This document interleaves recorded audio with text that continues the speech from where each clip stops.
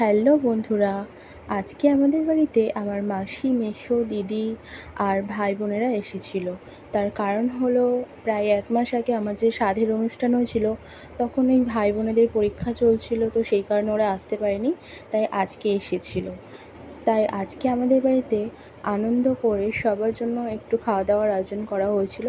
আর এই যে দেখো, এটা কী বলো তো, এটা হলো এমনি নর্মাল প্লেট, আর তার উপরে কলার পাতা দেওয়া হচ্ছে। যে তোমাদের দাদাভাই দেখো কলার পাতাগুলোকে সুন্দর করে কেটেছে, আর এই যে প্লেটের উপরে দিচ্ছে। আর এটা হলো আমার একটা দিদির মেয়ে, বোনজি, তো ও একটু হেল্প করে দিচ্ছিল, কারণ আমার একটা মেসো বলেছিল যে আজকে কলার পাতাতে খাবে।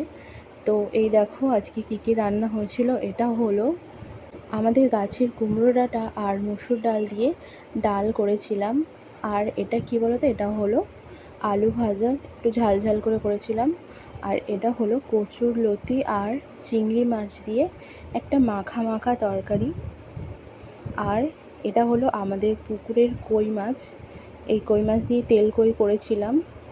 আর এই মাছটা হলো শোল মাছ, এটাও আমাদের পুকুরের মাছ, শোল মাছের টক বানিয়েছিলাম। আর এটা হলো সর্ষে পটল। সর্ষে পটল তো খেতে ভীষণই ভালো লাগে, তাই আজকেও বানিয়ে ফেলেছি সর্ষে পটল। আর এটা হলো চিকেন কষা। বন্ধুরা, আজ দুপুরে এই সামান্য কিছু আয়োজন করা হয়েছিল বাড়ির সকলের জন্য। আর এই যে দেখো, এখন দুপুরে খাওয়া দাওয়া চলছে। আমার মা আর শাশুড়ি মা দুজনে মিলে পরিবেশন করছে।